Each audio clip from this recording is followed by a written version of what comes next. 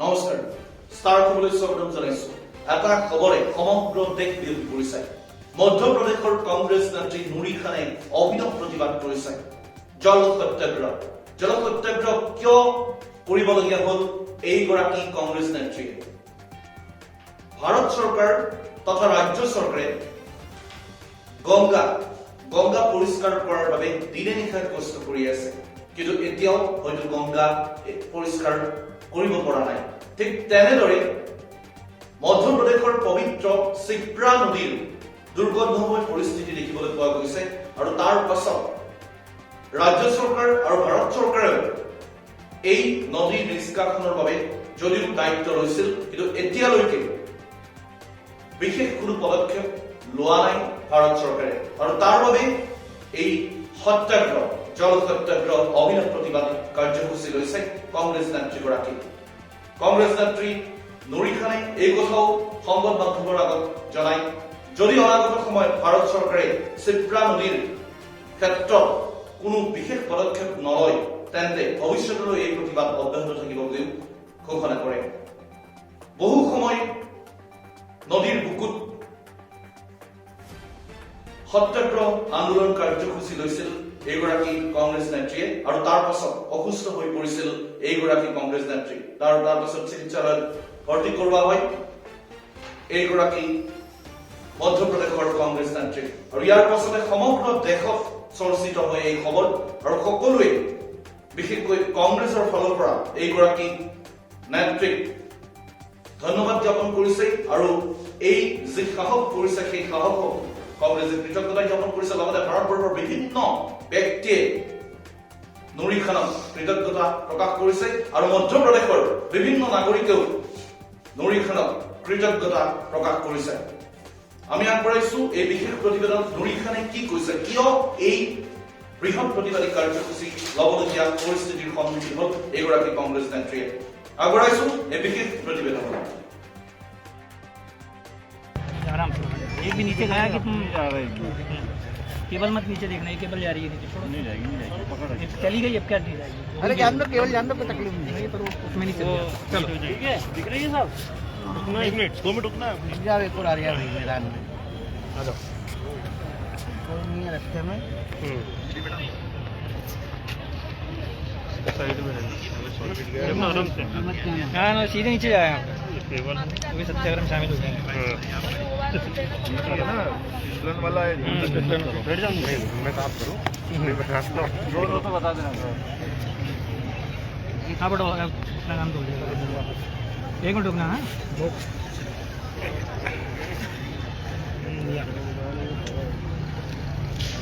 भाई कर लो जो भी है यार, आराम से कर लेंगे। मेरे मोबाइल से अरे हो गया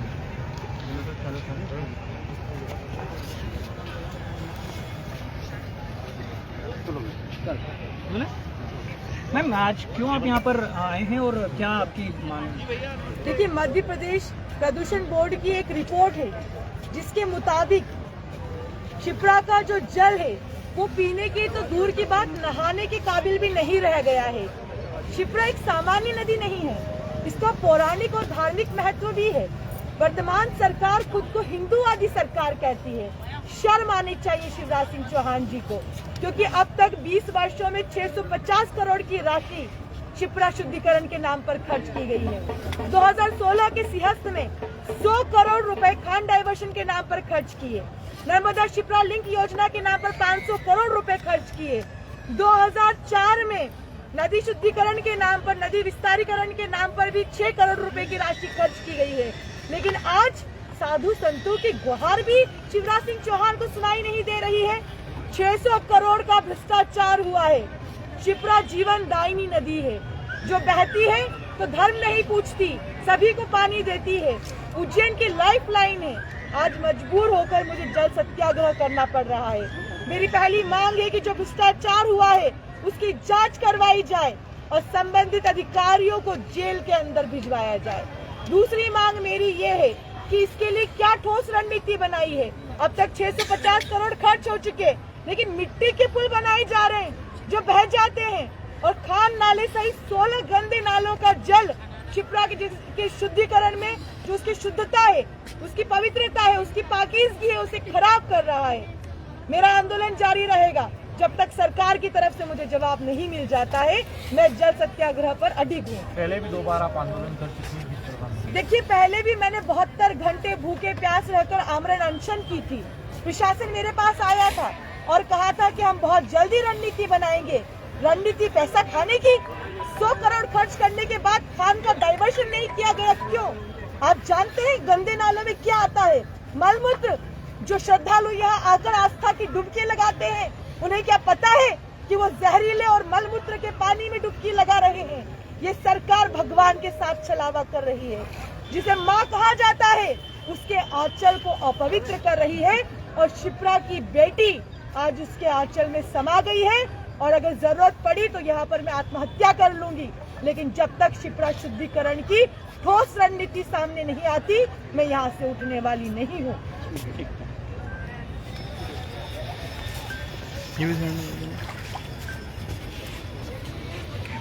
জীৱনৰ সৰু বৰ সমস্যাই যেতিয়া দিশহাৰা কৰে, জটিলতাই যেতিয়া সপোনবোৰ ভাঙি চুৰমাৰ কৰে, সমাধানৰ এটাই নাম, জ্যোতি আচাৰ্য ভৰতৰাজ।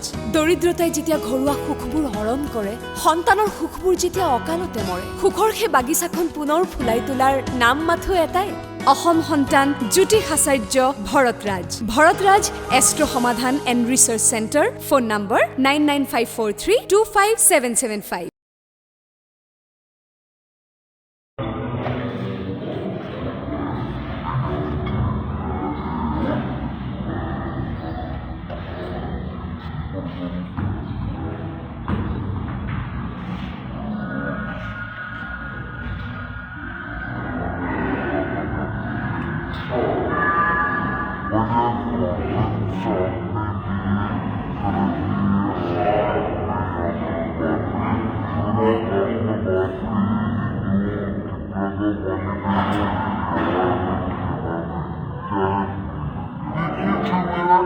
सत्याग्रह था, उसे साजिश के तहत खत्म करवाने की कोशिश की।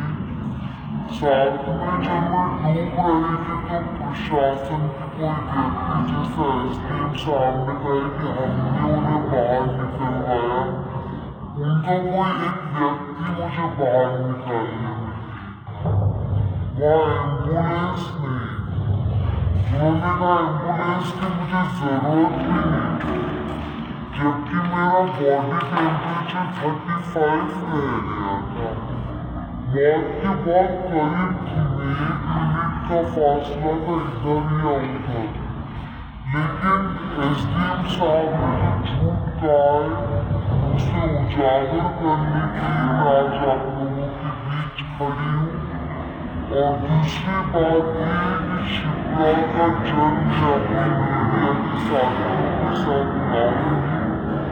और वही जब अगर भाजपा के कोई भी मंत्री, विधायक या मुख्यमंत्री स्पीकर बिहार में, तो उन्हें मैं 11,000 रुपये की नकद राशि दूंगी। दूसरी घोषणा है और तीसरी घोषणा कि प्रशासन ने जरूर मेरे इस आंदोलन में व्यवधान पैदा किया। उन्होंने कोशिश की कि मेरी मृत्यु हो ही जाए, लेकिन ये आंदोलन अनवरत जब तक शिप्रा शुरू नहीं हो जाती चालू